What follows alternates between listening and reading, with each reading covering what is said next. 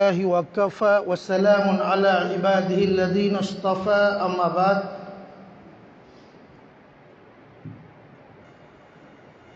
أعوذ بالله من الشيطان الرجيم بسم الله الرحمن الرحيم لئن شكرتم لأزيدنكم ولئن كفرتم إن عذابي لشديد وقال النبي صلى الله عليه وسلم من لم يشكر الناس لم يشكر الله صدق الله العلي العظيم وصدق رسوله النبي الكريم ونحن على ذلك من الشاهدين والشاكرين والحمد لله رب العالمين۔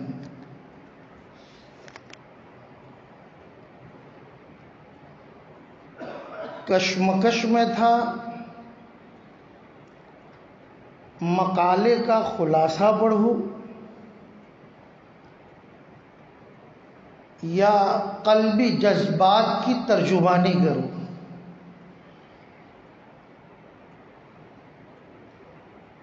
عقل نے فیصلہ کیا اعتدال کی راہ اختیار کرنی چاہیے۔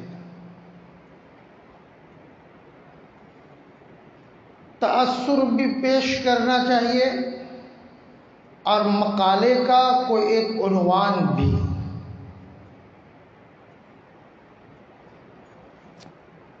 صبح سے بیٹھے بیٹھے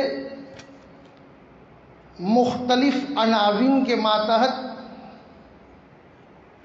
مختلف حضرات نے اپنے اپنے مقالے سنائے۔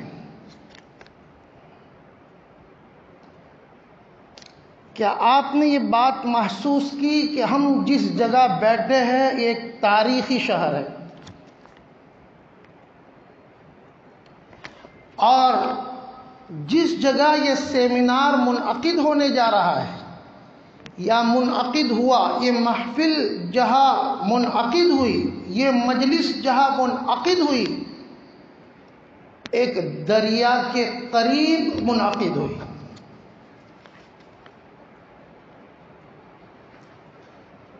جس دریا پر سید سلیمان ندوی رحمت اللہ علیہ گزرے تھے، بڑے عجیب و غریب اشعار پڑھے تھے، نقوش سلیمانی میں وہ اشعار محفوظ ہیں۔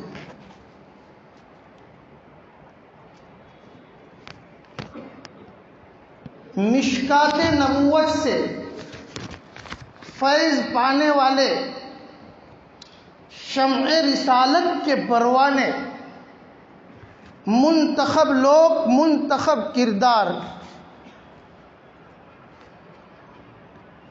آسمان پر چمکنے والا سورج، اس کی کرنوں نے ایسے افراد کبھی نہیں دیکھے۔ میری مراد صحابہ کرام کی جماعت ہے، دریائے نرمدا میں وضو فرمائے۔ کیا آپ کو پتہ ہے اسی دریائے نرمدا کے آغوش میں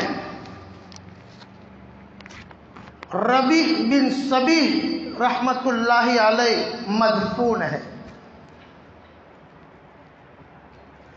بار بار لوگ تذکرہ کر رہے تھے مولانا عبداللہ صاحب کاپودری رحمت اللہ علیہ کا۔ یقیناً وہ سبب کار فرما ہے، لیکن اس سے بڑھ کر یہ سبب کار فرما ہے وہاں سے آنے والی ہوائیں، پاکیزہ سانسیں، ربیع بن صبیح کی روح کی توجہ کا اگر کوئی مصداق بنا ہوا ہے تو وہ مولانا اقبال صاحب کی ذات ہے۔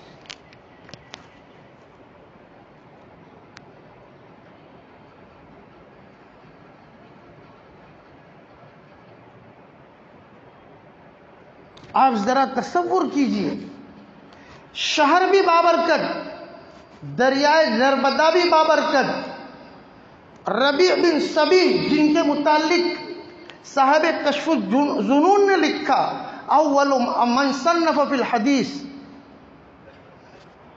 اول جس محدث نے حدیث میں تصنیف کی، یا اول من صنف فی الاسلام، وہ ربیع بن صبیح کی ذات تھی،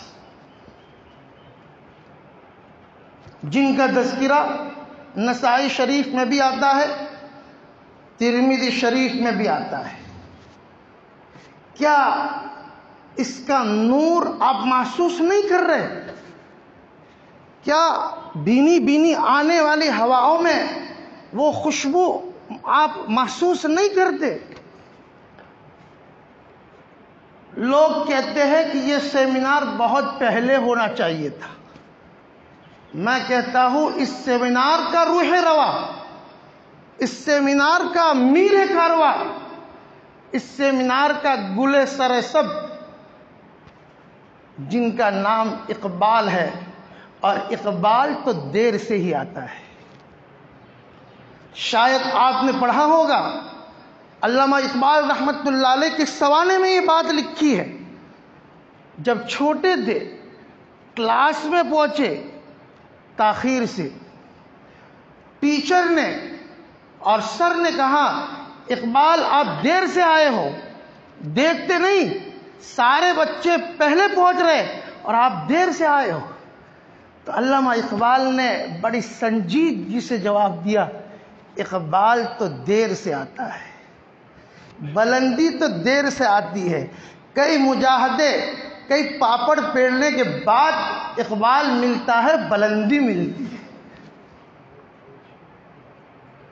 خوش نصیب ہے مولانا اقبال صاحب کے رفقا، اراکین مدرسہ اور مدرسہ کے ذمہ دار، جن کو متفکر اور مفکر کی شکل میں ایک جاباز اور عمدہ محتمم ملا، شیخ الحدیث ملا۔ دیکھو مولانا سے میری زیادہ ملاقات نہیں ہے، شاید مولانا کو معلوم ہو یا نہ ہو، ایک مرتبہ کی ملاقات ہے۔ ہوٹل کا افتتاح تھا، اس وقت مولانا بھی پہنچے تھے، مولانا سراج صاحب بھادی بھی پہنچے تھے اور بندہ بھی پہنچا تھا، 10 منٹ کی ملاقات۔ اللہ تبارک و تعالیٰ آپ لوگوں کی کاوش کو قبول فرمائے، جد و جہد کو قبول فرمائے، اور جو پوشیدہ اوصاف اور پوشیدہ جوہر آپ میں دبے ہوئے تھے اس سیمینار سے اجاگر ہوئے۔ معلوم نہیں تھا، شاید مولانا کو بھی اس بات کا علم نہیں ہوگا کہ سارے عنوان پر مقالے جمع ہوں گے اور اتنے تحقیقی مقالے جمع ہوں گے۔ اللہ تبارک و تعالی مولانا کی فکر کو بھی قبول فرمائے اور آپ کی کاوش کو بھی قبول فرمائے۔ کچھ لوگ یہ سوال کرتے سیمینار کا فائدہ کیا؟ دیکھو اس قسم کے سیمینار اور کانفرنس ہوتی ہے، بڑے فوائد اس میں مضمر ہوتے ہیں۔ نمبر 1، اساتذہ حدیث اور نوخیز علماء میں تحقیق کا ذوق بڑھتا ہے۔ جو نوخیز علماء ہے، نوفارغ علماء ہے، سیمینار میں حصہ لیا ہوگا، ایک تحقیق کا جذبہ پیدا ہوا اور یہ جذبہ پنپتا رہے گا۔ ایک دن وہ آئے گا کہ وہ خود اپنی رائے اس میں پیش کرنے والے ہو جائیں گے۔ ایک فائدہ تو یہ ہوتا ہے۔ دوسرا فائدہ، متعلقات حدیث کے مطالعے میں وسعت پیدا ہو۔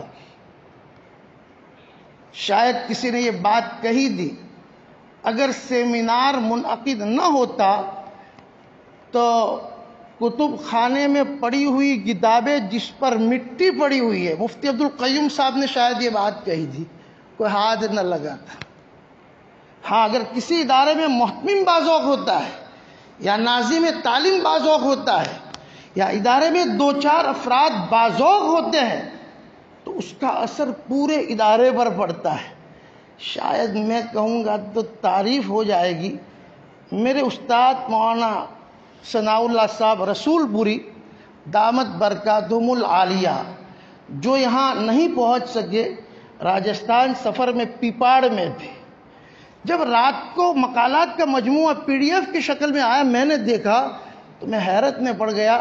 میں نے کہا اگر پہلے پتہ ہوتا تو میں اپنا عنوان بدلوا دیتا، اس لیے کہ مولانا میرے استاد ہیں۔ میں نے ان کے پاس مشکات اول پڑھی، بار بار مجھے پوچھتے ہیں خیریت ہے، مدرسے میں کیا ہے، کبھی سفر کریں گے تو آپ کے ادارے میں آئیں گے۔ میں نے کہا مولانا ایک بات ہے، اگر آپ ہمارے ادارے میں آئیں گے اور تعمیر دیکھیں گے تو پالمپور علاقے کے مکتب کی جو عمارت ہے وہ بہتر ہے،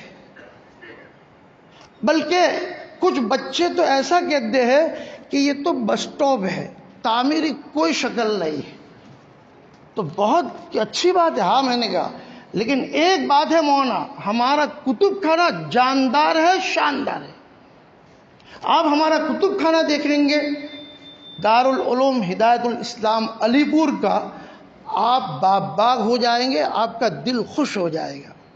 اور کبھی جب زیادہ چھیڑتے تو میں کہتا ہوں الحمدللہ باذوق اساتذہ ہے، قلیل مدت میں تقریباً 60-70 کتابیں تالیف ہوئی ہے اس چھوٹے سے ادارے سے، اور جس کا صحرا مولانا ابو بکر صاحب کیسر پوری دامت برکاتہم العالیہ ہے۔ غالباً 96 میں منصب اہتمام پر فائز ہوئے، میرا تقرر ان کے زمانے میں ہوا۔ 8-10 سال میں ایسے افراد جمع کیے باذوق، جس کی وجہ سے کتب خانہ پھلا پھولا اور مدرسین نے اس سے استفادہ کیا۔ تو جب متعلقات حدیث کے مطالعے میں وسعت پیدا ہوگی اور ان کا درس بھی اصول حدیث کی روشنی میں پربہار ہوگا۔ کل بات ہوئی کہ یار سیمینار پر سیمینار، تو میں نے کہا کہ میری دانستہ میں اور میرے علم میں گجرات میں علم حدیث پر کوئی سیمینار نہیں ہوا۔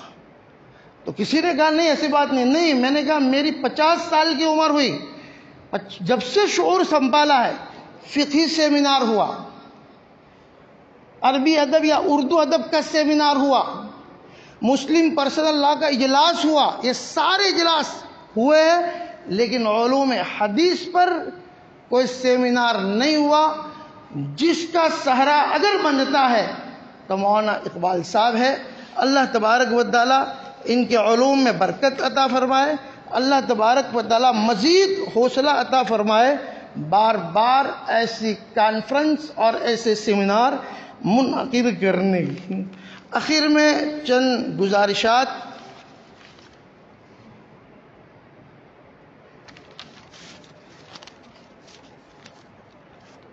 یہاں سے جانے کے بعد دعاؤں کا مولانا وستانوی صاحب نے ایک بات کہی، دیکھو یہ بڑی اہم بات ہے۔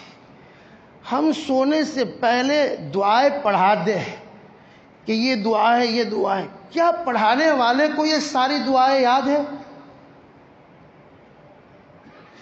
سونے سے پہلے دعائیں ابو داؤد شریف میں کتنی آئی؟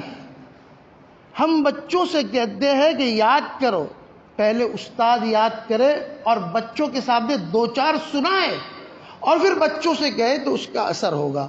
دوسرے دن آپ مکلف کریں گے، 2 سنائیں گے، 3 سنائیں گے، ساری دعائیں یاد کریں گے، پھر درس میں آپ پوچھو بیٹا کل جو دعائیں یاد کروائی تھی کس نے پڑھی، صبح اٹھتے کس نے پڑھی، سنجیدگی اور نرمی کے ساتھ۔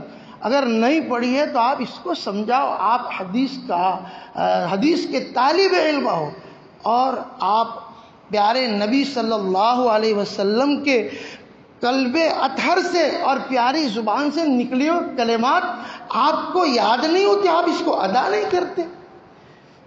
میں نے ایک کتاب میں پڑھا تھا،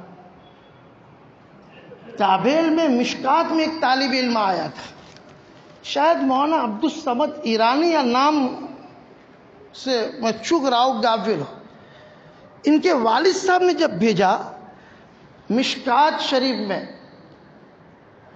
اور کہا دیکھ بیٹا تو حدیث پڑھنے جا رہا ہے، پیارے نبی کے کلمات تیرے سامنے ہوں گے، تیری مشغولی اس طرح بڑھا دے کہ سال بھر میں 1 مرتبہ یا 2 مرتبہ نبی کریم صلی اللہ علیہ وسلم کی زیارت نہ ہو۔ ہم پورے دن اسی مشغلے میں رہتے ہیں، حدیث پڑھتے پڑھاتے ہیں، لیکن وہ عقیدت نہیں، وہ محبت نہیں۔ اگر مشغلہ اور محبت اور نیت کی پاکیزگی ہوتی تو یہ ہو نہیں سکتا۔ پیارے نبی کے کلمات ہم پڑھائے اور پیارے نبی کی زیارت نہ ہو سکے۔ کچھ طالب علم کو زیارت ہوئی، فارغ ہونے کے بعد کہتا ہے کہ جو طالب علم حدیث کی کتاب پڑھے اور اس کو حضور کی زیارت نہ ہو، سمجھو اس کے دل میں نبی کی محبت میں کمی ہے، نبی کی محبت اور عشق کامل اور بھرپور نہیں ہے۔ اس لیے جگہ جگہ ہم درس حدیث قائم کریں۔ درس حدیث قائم کرنے کا مطلب ہمارے شیخ مجتبیٰ صاحب، چونکہ ہم درسی ساتھی بھی ہیں، تدریسی بھی، اور میں ان کو بڑا بھائی سمجھتا ہوں، وہ مجھے چھوٹا بھائی سمجھتے ہیں، اور لوگ بھی یہ سمجھتے ہیں کہ یہ دونوں بھائی ہیں۔ پوچھتے بھی ہیں تو میں کہتا ہوں ایک آگ ہے ایک پانی ہے، وہ بروچی ہے، میں پالم پوری ہوں۔ ایک آگ ہے ایک پانی ہے، یہ لگتا نہیں ہے کہ دونوں الگ الگ ہو، لیکن اس طریقے کی محبت مجھے کہ انہوں نے شروع میں کہا کہ دیکھ، جہاں کہیں بھی جاؤ، کسی بھی مسجد میں، کوئی جانتا ہو یا نہ جانتا ہو، اگر موقع ہو تو ایک حدیث بیان کر دینے کی، ایک حدیث بیان کر دینے کی۔ درس حدیث کے لیے ضروری نہیں ہے کہ مستقل مسند بٹھائی جائے، بلکہ ایک حدیث کھڑے ہو کر بیان کر دینے کا، نہ کوئی تکلیف ان کو ہوگی نہ آپ کو ہوگی۔ اگر آپ نے کوئی ایک حدیث بیان کی، مجمع میں سے کسی نے اس پر عمل کر لیا تو بیڑا پار ہو جائے گا۔ تو درس حدیث کے عنوان سے بھی اس کا خیال رکھے۔ کچھ باتیں اور بھی دی، متقدمین محدثین کے مخطوطات کی تصحیح اور طباعت پر بھی مقالے کی شکل میں توجہ دیا ہے۔ اکابرین گجرات کے حدیثی مضامین کو جمع کرنے کی اور اس کو طباعت کی طرف توجہ۔ صوفیاء محدثین کی سوانح اور کون صوفی محدث ہے اور کون صوفی محدث نہیں ہے، اس کی بھی تعین ہو جائے اور اس پر بھی مقالے۔ اور آخر میں ایک درخواست ہے، بنات کے مدرسے میں بھی مقالے کے عنوان سے ایک تحریر بھیجی جائے۔ یہاں سے جو عنوان میرے پاس آیا تو کسی نے مجھے میسج بھیجا کہ سب مردوں کی جاگیر ہے، ہم بنات میں بڑھاتے ہیں، بخاری کا یا درس ہوتا ہے، ابو داؤد شریف ترمذی کا درس ہوتا ہے، تو کم سے کم ہمیں بھی مکلف کیا جاتا، ہم مقالے لکھتے اور بھیجتے، چاہے ہمیں وہاں نہ بلایا جاتا۔ میں نے کہا ٹھیک ہے، آپ کی بات سنجیدگی سے ہم نے لی ہے اور وہاں پہنچیں گے تو ہم اس کو بیان بھی کریں گے۔ یہ چند باتیں تھی منتشر۔ اللہ تبارک و تعالی مجھے اور آپ کو کہنے سننے سے زیادہ عمل کی توفیق عطا فرمائے۔ حضرت مولانا اقبال صاحب کا میں بہت ممنون و مشکور ہوں کہ انہوں نے مجھے اس لائق سمجھا اور دعوت نامہ پیش کیا، اور مقالے کا خلاصہ چونکہ موطا امام محمد پر مقالہ لکھنا تھا، عناوین تھے، مقالات کا مجموعہ تفصیلی مقالہ آ چکا ہے۔ البتہ ایک عنوان کی طرف اشارہ کروں گا۔ ہم نے موطا امام مالک اور موطا امام محمد دونوں کا تقابلی جائزہ لیا ہے۔ موطا امام محمد، موطا بروایت امام محمد، ساری وجوہات بیان کی ترجیح، اور موطا بروایت یحییٰ بن یحییٰ المصمودی جس کو موطا امام مالک کہا جاتا ہے، سارے ترجیح وجوہات بیان کی، 6 وجوہات بیان کی ہے موطا امام محمد کے وجوہ ترجیح میں، فقہ مقارن کے اعتبار سے، سند عالی اور سند نازل کے اعتبار سے، تعداد روایت کے اعتبار سے، منہج اور اسلوب کے اعتبار سے، باب کے ماتحت روایت ذکر کرنے نہ کرنے کے اعتبار سے، آراء اور مسائل ذکر کرنے نہ کرنے کے اعتبار سے، اور اخیر میں ہم نے خلاصے میں بات بیان کی ہے کہ وجوہات ترجیح اگرچہ موطا بروایت امام محمد زیادہ ہے، لیکن کلی فیصلہ نہیں کیا جا سکتا، وجوہات دونوں طرف ہے، دونوں کی اہمیت اپنی جگہ پر ہے، موطا امام مالک کی بھی اپنی جگہ پر اور موطا امام محمد کی بھی ترجیح اپنی جگہ پر ہے، اہمیت اپنی جگہ پر۔ ایک عنوان چھوٹ گیا، مجبوریاتی معذوریاتی، ایک طویل سفر تھا جس کی وجہ سے عنوان نہیں ڈال سکا. امام محمد رحمۃ اللہ علیہ پر کچھ لوگوں نے نقد و جرح کی. یہ اہم مضمون تھا. مجبوری کی وجہ سے اس کو چھوڑ دیا، لیکن دل میں یہ خیال آیا کہ یہ چند سطروں میں اس کو بیان نہ کیا جائے بلکہ مستقل اس کو مقالے کی شکل دی جائے. اللہ تبارک و تعالی مجھے اور آپ کو بیٹھنے کی، سننے کی جو طاقت دی، جو توفیق دی، اس کو قبول فرمائے. وآخر دعوانا ان الحمدللہ رب العالمین. معافی کا خاص درگار ہوں. چند منٹ آپ کے سامنے کھڑے ہونا تھا، لیکن اکابرین کی توجہ کی وجہ سے کچھ زیادہ بول دیا. معافی کا خاص. اس کے بعد حضرت مولانا عارف صاحب بروزی دامن برکاتہ